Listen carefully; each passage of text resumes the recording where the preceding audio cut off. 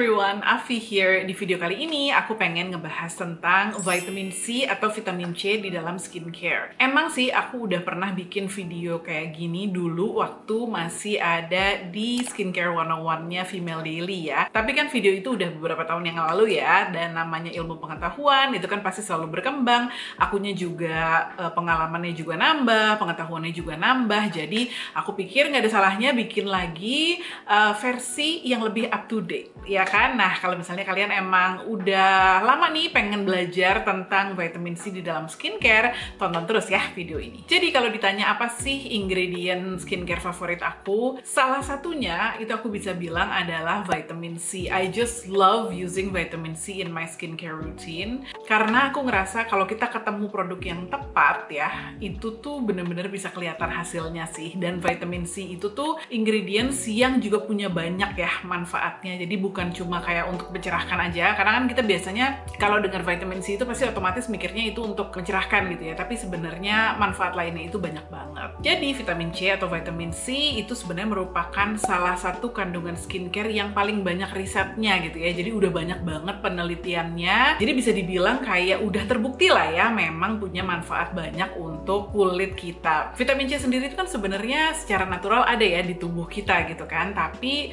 vitamin C itu adalah jenis vitamin yang tidak bisa diproduksi oleh tubuh manusia gitu ya. Makanya kita sering banget kan dianjurin untuk mengkonsumsi banyak makanan atau minuman yang tinggi akan vitamin C atau juga suplemen. Nah, sama sih untuk kulit kita juga seperti itu gitu ya. Jadi memang ada banyak keuntungan lah kita menggunakan skincare dengan kandungan vitamin C. Vitamin C sendiri itu kan merupakan antioksidan yang bagus banget. Jadi kalau misalnya kita ngomongin tentang antioksidan di dalam skincare, sebenarnya bisa dibilang vitamin C lah yang paling most well research gitu ya. Jadi udah banyak penelitiannya yang membuktikan kalau misalnya vitamin C sebagai antioksidan di dalam skincare kita itu beneran bisa melindungi kulit kita dan juga memperbaiki kerusakan sel-sel kulit akibat radikal bebas. Dan ini of course penting banget ya, karena radikal bebas itu kan ada di mana-mana kita terpapar sehari-hari gitu ya, dari polusi, terus sinar matahari, terus stres juga menciptakan radikal bebas juga, dan masih banyak lagi. So it is important to use antioxidants in our skincare untuk itu tadi gitu ya, menjaga supaya sel kulit kita itu tidak atau bisa dikendalikan lah kerusakannya gitu kan. Karena radikal bebas itu yang juga bisa memicu tanda-tanda penuaan dini muncul, kulit kita jadi gampang terinflamasi, sensitif, jerawat, dan lain-lain. Dan karena vitamin C itu juga bisa menghambat overproduction melanin di kulit kita ya, makanya dia itu juga bisa menjadi satu kandungan yang mencerahkan kulit gitu ya. Jadi membuat rona kulit kita itu lebih berseri-seri, dia juga membuat kulit kita tone-nya lebih cerah, terus bisa membuat skin tone kita lebih even out gitu ya. Jadi maksudnya nggak belang-belang, dan dia juga bisa memudarkan hiperpigmentasi kayak misalnya noda hitam akibat bekas jerawat, kena sinar matahari, dan lain-lain. Pokoknya sebagai skin brightening ingredient, vitamin C itu juga salah satu yang terbaik. Nah, satu lagi yang membuat vitamin C itu juga merupakan kandungan yang sebenarnya bisa dibilang anti-aging ingredient juga adalah dia juga terbukti bisa menstimulasi produksi kolagen dan elastin di kulit kita. Ingat ya, aku udah lumayan sering nih cerita mengenai peran kolagen dan elastin di kulit gitu ya. Intinya adalah ini tuh protein di dalam kulit yang bikin kulit kita itu kenceng, kenyal, plump gitu ya. Dan tentunya kolagen dan elastin di kulit kita itu seiring dengan umur kan memang berkurang produksinya. Nah, ini tuh bisa di-boost dengan menggunakan skincare yang ada vitamin C-nya. Nah, sekarang kita ngomongin jenis-jenis vitamin C. Sebenarnya kalau kita ngomongin vitamin C dan berbagai macam benefit dan cara kerja yang tadi aku jelasin, itu tuh kita lagi ngomongin pure vitamin C, yaitu L-ascorbic acid ya. Karena itu sebenarnya kayak gold standardnya vitamin C. Yang tadi aku bilang banyak research-nya, banyak penelitiannya, banyak evidence-nya, itu tuh sebenarnya si L-ascorbic acid ini. Nah, tapi L-ascorbic acid ini merupakan kandungan yang agak tricky gitu ya. Kenapa tricky? Karena L-ascorbic acid ini terkenal tidak stabil gitu ya, unstable. Jadi gampang banget teroksidasi, kena udara, kena cahaya gitu ya. Dia gampang berubah warnanya, terus intinya udah kayak rusak lah gitu. Terus juga tricky-nya adalah biasanya vitamin C itu diformulasikan di produk produk skincare dengan pH yang rendah, jadi sekitar 3,5. Tentunya skincare dengan pH yang rendah itu jadi lebih tinggi potensi untuk mengiritasi kulitnya, terutama kalau kulit kamu itu sensitif gitu ya. Ini kita ngomongin generally speaking ya, karena sekarang ini dunia skincare itu kan udah berkembang pesat, teknologinya juga udah berkembang, jadi ada banyak juga gitu ya formulator yang memformulasikan vitamin C L-ascorbic acid ini dengan sedemikian rupa sehingga satu, lebih stabil, kedua, pH-nya juga tidak rendah gitu ya, jadi cukup netral gitu kan. Tapi kita ngomongin generally speaking dulu karena ini kayak common knowledge-nya lah gitu. Nah, karena tricky tadi itu, jadi memang untuk orang-orang yang kulitnya sensitif atau sensitif banget kayak aku gitu ya, disarankan untuk sedikit berhati-hati. Bukan artinya kamu nggak bisa pakai produk yang ada L-ascorbic acid-nya, no, not at all. Tapi maksudnya kalau kamu memang baru mau coba, terus kamu lihat memang kalau di produk tersebut kandungan vitamin C-nya adalah ascorbic acid, ya harus lebih aware dan lebih hati-hati aja gitu. Kemudian vitamin C itu biasanya efektif digunakan di produk skincare yang dijual bebas gitu ya, antara 5-20%. Nah, tentunya semakin tinggi persentase ascorbic acidnya, biasanya kemungkinan mengiritasi kulitnya juga semakin tinggi. Nah, tapi sebenarnya selain L-ascorbic acid, ada juga turunan dari vitamin C yang banyak digunakan di produk skincare sebagai alternatif. Dan memang ini tuh digunakan sebagai alternatif karena lebih stabil itu tadi gitu ya, lebih stabil, terus lebih less irritating juga, menjadikan produknya sendiri itu kayak lebih friendly lah untuk digunakan sama semua orang. Nah, sekarang kita akan bahas beberapa jenis turunan vitamin C ini ya. Basically ada banyak sih turunan vitamin C ini, cuma unfortunately memang tidak semuanya itu sudah banyak diteliti gitu ya. Jadi artinya masih banyak turunan vitamin C ini yang kita tidak tahu persis apakah memang dia itu bekerja seefektif L-ascorbic acid. Ada beberapa yang udah ada penelitiannya, ada yang masih sedikit gitu ya.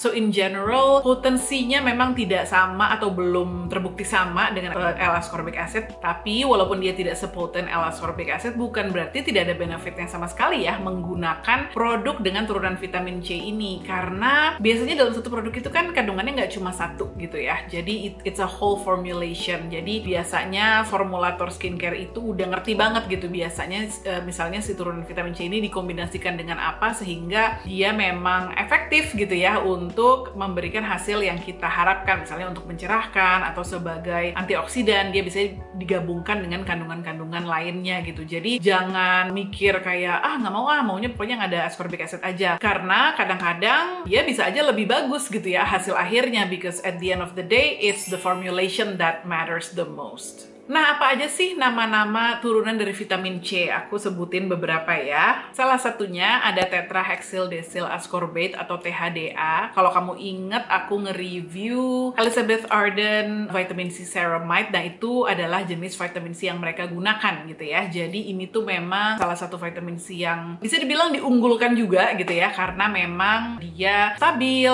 gitu kan. Jadi kecil lah potensinya untuk mengiritasi. Terus dia juga biasanya diformulasikan di pH sekitar 5-6, jadi cukup netral gitu ya pH-nya. Terus dia juga oil soluble, artinya memang biasanya dia itu diformulasikan bentuknya itu oil. Makanya kayak vitamin C ceramide-nya Elizabeth Arden itu kan dia bentuknya oil gitu ya, dan itu tuh sebenarnya enak banget teksturnya di kulit. Dan memang ini kandungan yang cukup mahal, makanya biasanya digunakan di produk-produk skincare yang high-end. Terus ada satu lagi yang namanya ascorbyl tetraisopalmitate. Ini tuh disebut-sebut kayak twin sister-nya dari THDA, karena memang mirip gitu ya cara kerjanya dan sifat-sifatnya. Dia juga stabil, dia juga bisa diformulasikan di pH yang cukup netral, dia juga tidak mengiritasi kulit dan bisa terserap dengan baik. Tapi sama harganya juga cukup mahal gitu ya. Yang banyak banget kita denger gitu ya, yang banyak banget digunakan di produk-produk vitamin C yang sensitive skin friendly tadi itu, biasanya jenisnya adalah ascorbyl glucoside, ada magnesium ascorbyl phosphate atau sodium ascorbyl phosphate gitu ya. Itu tuh kayak lumayan umum deh digunakan di produk skincare. Nah, ini juga banyak digunakan di produk skincare karena itu tadi ya, dia memang cenderung stabil, jarang menimbulkan reaksi sensitif atau iritasi di kulit, terus juga bisa diformulasikan di pH pH yang cukup netral gitu kan. Tapi seperti aku bilang tadi gitu, jadi ada beberapa kayak MAP atau SAP ini tuh yang belum terlalu banyak lah penelitiannya gitu, jadi belum terbukti efektivitasnya tuh seperti apa. Nah, terus ada satu lagi nih turunan vitamin C yang akhir-akhir ini lagi banyak banget dipakai gitu ya di produk-produk vitamin C yang baru keluar, baru dirilis, itu 3-O-ethyl ascorbic acid. Ini ada di vitamin C-nya Your Skin B-nya Avoskin, ada juga di Glossy Serumnya Duvaderm, dan masih banyak lagi. Pokoknya banyak deh ya, lumayan banyak gitu produk yang emang menggunakan jenis vitamin C ini. Ini juga banyak dipakai karena memang dia lebih stabil, dia juga less irritating to the skin, dan juga walaupun penelitiannya belum terlalu banyak, tapi arahnya itu kayaknya potensial nih gitu.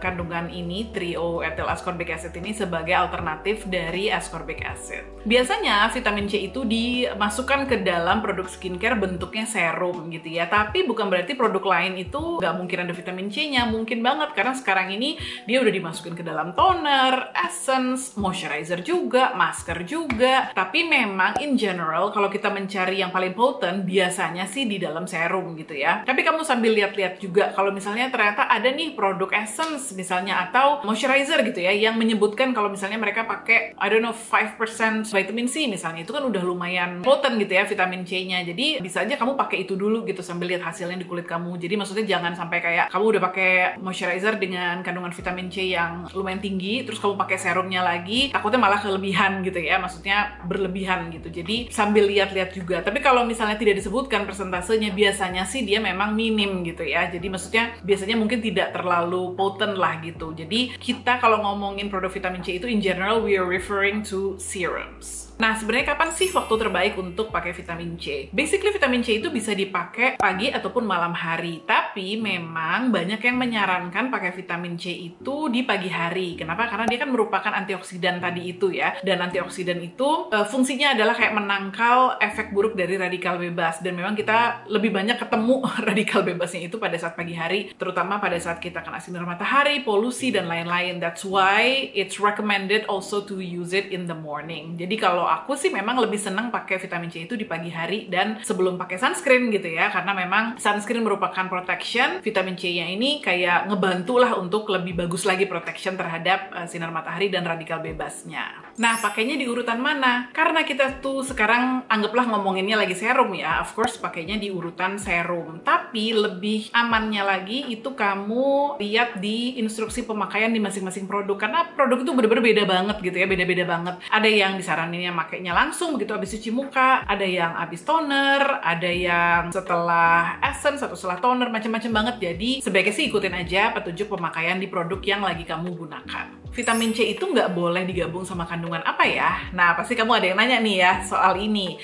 Kalau kamu inget, waktu aku bikin video bareng sama Dr. Ricky Maharis, dia bilang ya, kalau sebenarnya tuh secara teori nggak ada kandungan yang nggak boleh digabung sama vitamin C. Jadi boleh-boleh aja sih sebenarnya. But of course, semua orang itu punya sensitivity yang berbeda-beda kulitnya gitu ya. Jadi balik lagi tergantung kulit kita nih seperti apa. Kalau aku misalnya lagi pakai ascorbic acid, biasanya aku hindari untuk menggunakan produk lain yang punya potensi untuk mengiritasi kayak misalnya AHA/BHA atau retinol gitu ya. Bukan nggak aku pakai berbarengan, tapi pakainya di waktu yang beda aja. Jadi misalnya vitamin C-nya pagi, retinolnya malam, atau AHA/BHA-nya malam, seperti itu sih. Tapi kalau misalnya kita nggak ngomongin ascorbic acid, jadi kalau ngomongin vitamin C derivatif atau turunannya, itu sih aku biasanya bebas-bebas aja campurin sama kandungan yang lain, nggak ada masalah karena memang it's not irritating at all. Nah, kamu balik lagi nih, kamu silahkan cek-cek sendiri atau tes-tes sendiri ya kondisi kulit kamu atau reaksi di kulit kamu seperti apa gitu, karena yang paling ngerti ketahanan kulit kamu ya kamu sendiri. Nah, tadi kan aku sempat bilang ya kalau misalnya vitamin C yang bentuknya ascorbic acid itu tuh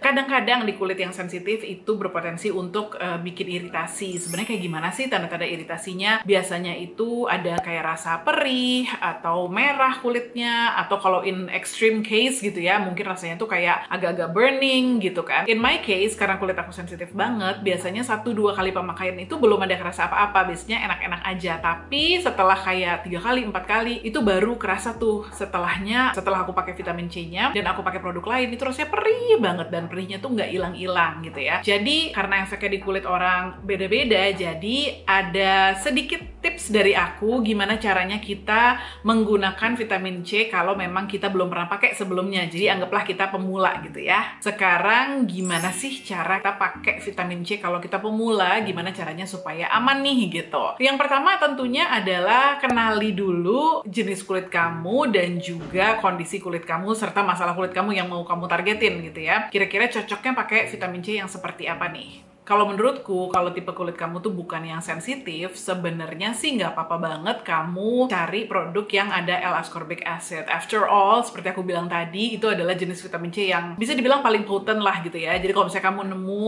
harganya cocok, terus kayaknya reviewnya juga bagus, dan dia mengandung L-ascorbic acid, go for it gitu kan. Tapi of course, dipakainya juga ada caranya lah ya. Caranya basically sama seperti kalau kamu baru mau pakai produk skincare yang belum pernah kamu pakai sebelumnya. Pelan-pelan dulu gitu ya. Jadi maksudnya kamu pakein jangan langsung setiap hari. Pakai sambil lihat reaksi di kulit kamu seperti apa. Kalau misalnya setelah pakai sekali, 2 kali, 3 kali dan nggak ada reaksi apa-apa, baru kamu pelan-pelan tambahin frekuensinya. Jadi misalnya awalnya kamu pakai di pagi hari seminggu 3 kali dulu gitu ya. Baru pelan-pelan kamu jadiin seminggu 4 kali, terus jadi setiap hari gitu. Jadi benar-benar take it slow. Dan of course pada saat kamu memilih produknya juga jangan langsung kayak yang 20% gitu ya. Pelan-pelan dulu aja, bukan berarti kalau persentasenya lebih tinggi itu pasti lebih bagus gitu kan, karena kebutuhan kulit orang kan beda-beda gitu ya. So start slow and start small. Nah, kalau misalnya kamu kulitnya sensitif, kan tadi aku bilang ya, bukan berarti artinya nggak boleh pakai L-ascorbic acid sama sekali, karena sebenarnya ada juga yang walaupun dia pakai L-ascorbic acid, tapi somehow formulasinya itu tetap gentle. Tapi caranya adalah kamu lakukan patch test dulu, misalnya di belakang kuping, terus di lipetan lengan gitu ya, sambil lihat kira-kira ada efek nggak. Efeknya itu misalnya kayak gatal-gatal, panas, kayak terbakar gitu ya. Kalau misalnya nggak ada, baru bisa kamu pakai di kulit kamu. Dan pakai di kulit juga sambil lihat-lihat ya kira-kira efeknya seperti apa gitu. Jadi again, start slow and start small. Jadi jangan langsung yang tinggi dulu persentasenya dan juga jangan langsung dipakai setiap hari dulu gitu. Gimana dengan produk skincare yang kandungannya itu turunan dari vitamin C-nya? Ya kalau kayak gitu sih kalau menurut aku lebih enak lah ya. Maksudnya lebih, kamu nggak perlu yang kayak overly cautious gitu. Pakai aja seperti biasa. But of course always pay attention to how your skin react. Seperti aku bilang tadi, kulitku cukup sensitif. Jadi aku emang jarang sih nemu produk yang pakai L-ascorbic acid yang emang cocok di kulit aku. Yang udah-udah cocoknya cuma sebentar, abis itu kesana-sananya jadi makin sensitif kulitku gitu ya. Pokoknya cuma dikit banget deh produk yang pakai ascorbic acid yang emang bener-bener cocok di kulitku. So in general, biasanya kalau ngomongin vitamin C ya aku memilih untuk pakai yang ada turunannya, ataupun kalau ada ascorbic acidnya dia digabung sama turunan vitamin C lainnya, jadi dia lebih stabil dan lebih less irritating gitu. Nanti kapan-kapan kalau misalnya kalian tertarik, aku akan bikin video rekomendasi vitamin C dari aku yang udah aku cobain dan juga ya quote unquote aman untuk kulit sensitif gitu ya. Silahkan tinggalin di comment box kalau kalian tertarik untuk nonton video itu. Sekian aja sharing tentang vitamin C kali ini. Mudah-mudahan bermanfaat untuk kalian semua. Kalau misalnya ada pertanyaan lain, silahkan tinggalin juga di comment box di bawah ya. Kita ketemu lagi di video berikutnya. Thank you for watching everyone. Bye!